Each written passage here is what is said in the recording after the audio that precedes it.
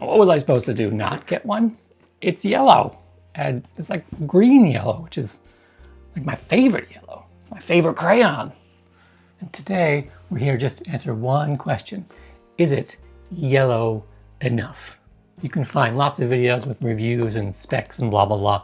But we're here to find out if this yellow is enough yellow to justify all the compromises that I'm obviously going to have to deal with. I know. I just posted a video last week about getting a new MacBook Pro, and now I've gotten a new laptop again? How does that make any sense? But it's green yellow. It's not my fault. It needed me. Not to show you how the sausage is made.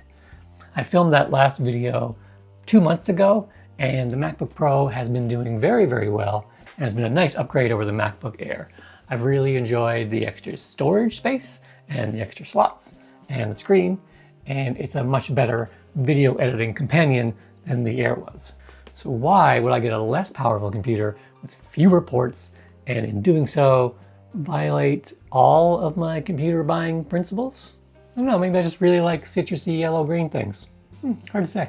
What are my buying rules? Well, for one, I only buy refurbished computers, particularly Apple. They do such a good job with the refurbishments. I've never had an issue with one. You always save a few $100s. Second, always get 16 gigs of RAM. I have not gotten a computer with 8 gigs of RAM for the last 10 years. And even then, I would max the RAM out to as much as every computer would hold. And third, always get a backlit keyboard, especially if you may have noticed I do a lot of work at night, and a backlit keyboard at night is kind of handy. And this thing, 8 gigs of RAM, no backlit keyboard, brand new. The yellow-green, better be worth it. Not sure what I was thinking, but let's take a look.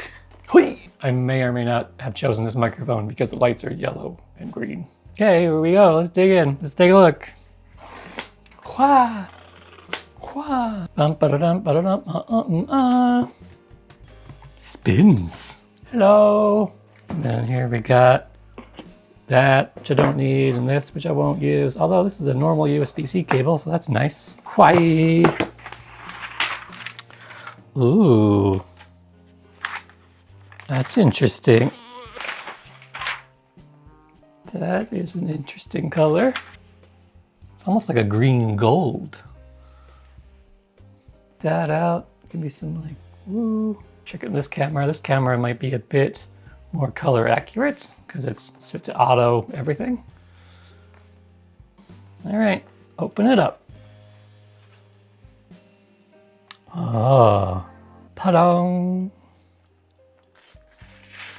That is a lovely, lovely color. Yeah, you can see it. It's definitely not like sunny yellow like my sweater here. Ooh, ooh.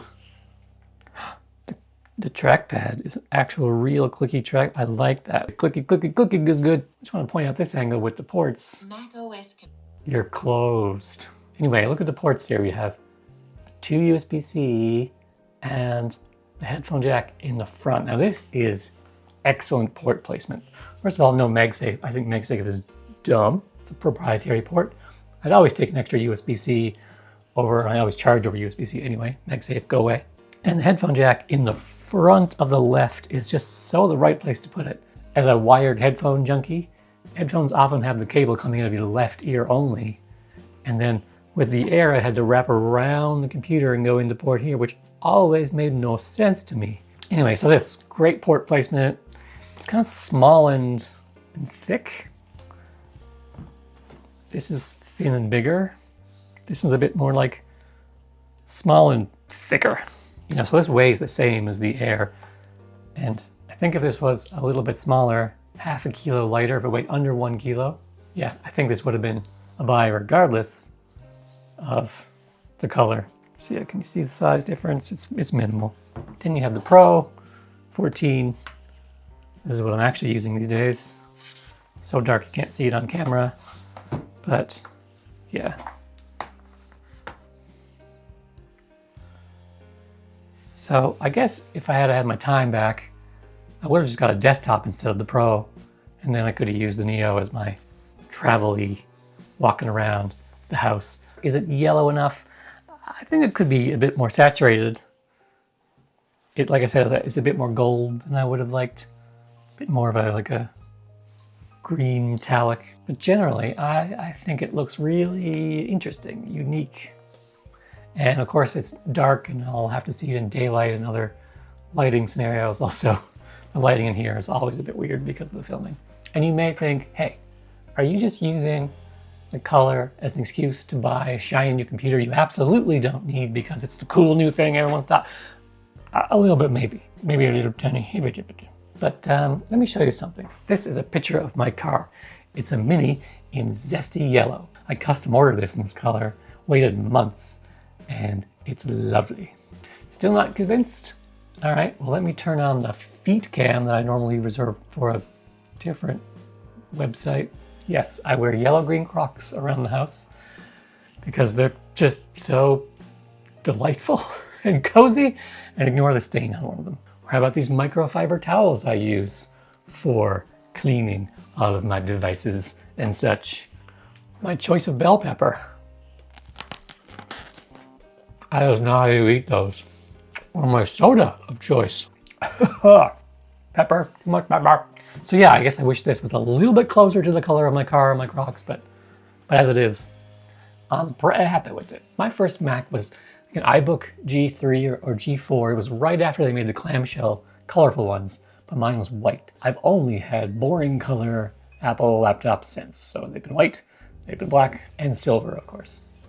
So it's very nice to have a colorful device. Now, if they had released it in a bright green, like my beloved iPhone 5C, or it was red, but a nice yellow green, hells yeah. I'm not missing the opportunity to use one of them in my life. Ooh, excited. This brings me to a larger point of form versus function.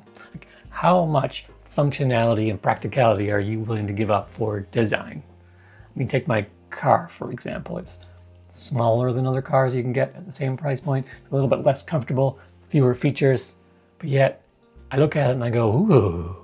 And if you look around the roads here in Canada land, you'll see mostly SUVs. I think most people take practicality over my preferred, let's make sacrifices so things look pretty. I guess it's all about finding the right balance for you. There's always a trade-off. Nothing is perfect, not even me, if you can believe that.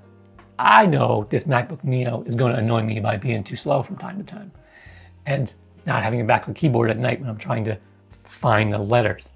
I'm hoping the design will balance that out, and so the joy of the design will make those things worth it. But will it?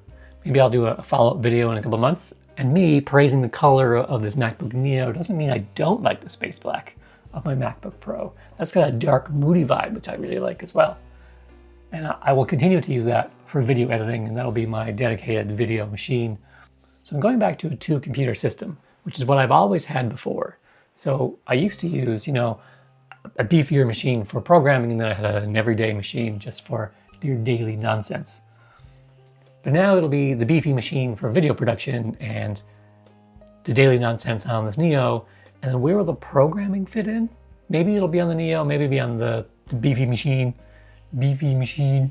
I've actually been back to a two-computer system for a while anyway, because I kept my MacBook Air for programming because everything was already set up. And if you've ever set up a development environment, you know how annoying it is to migrate those. But now this one will be replaced by the Neo. Sorry, old friend, you're off to the great Facebook marketplace in the sky. It's much more accessible as a second computer for those who really like desktops, like me. But really, I'm just here for the yellow-green vibes.